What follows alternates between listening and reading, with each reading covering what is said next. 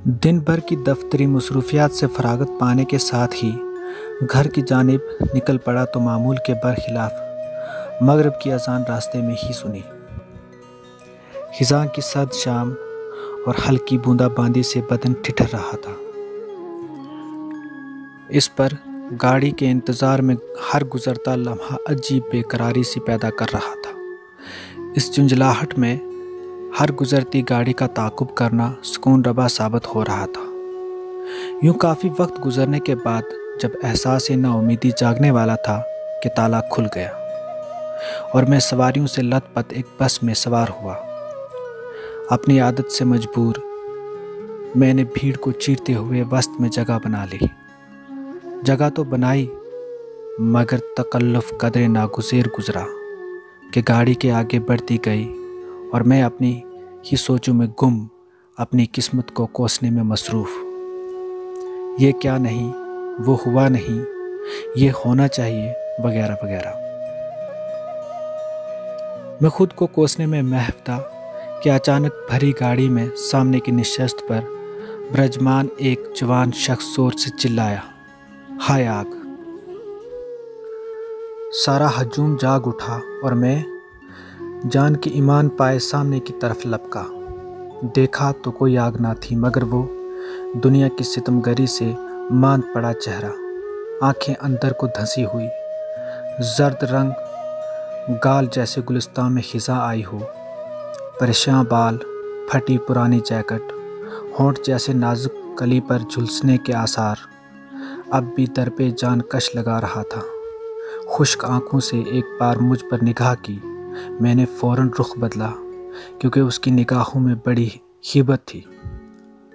लोग उसकी इस बेवकूफ़ाना हरकत पर कहकहे लगा रहे थे कि इतने में कंडक्टर ने किराया मांगा तो फ़ौरन जेब से कुछ पैसे निकाल कर थमा दिए और अपनी धुन में मगन हो गया।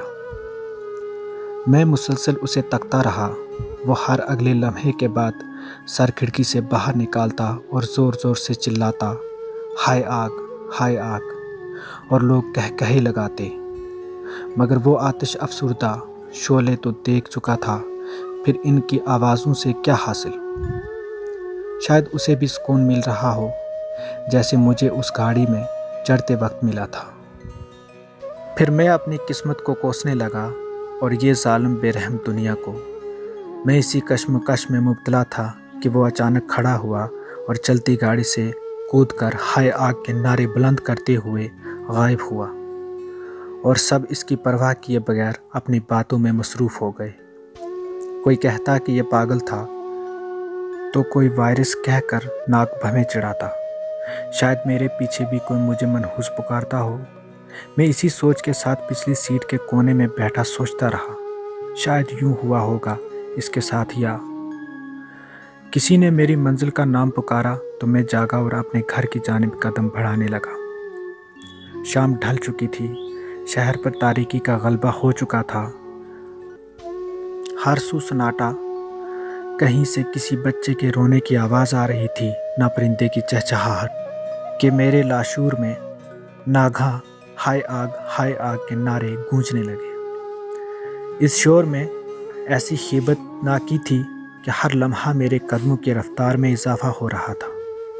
मुझे वो हजूम मेरा ताक़ुब करता नज़र आ रहा था और ये एहसास इस कदर शिद्दत पकड़ता गया कि अचानक मेरे हल्क से एक चीख बरजस्ता निकल कर फ़िज़ा में गूंजी, हाय आग।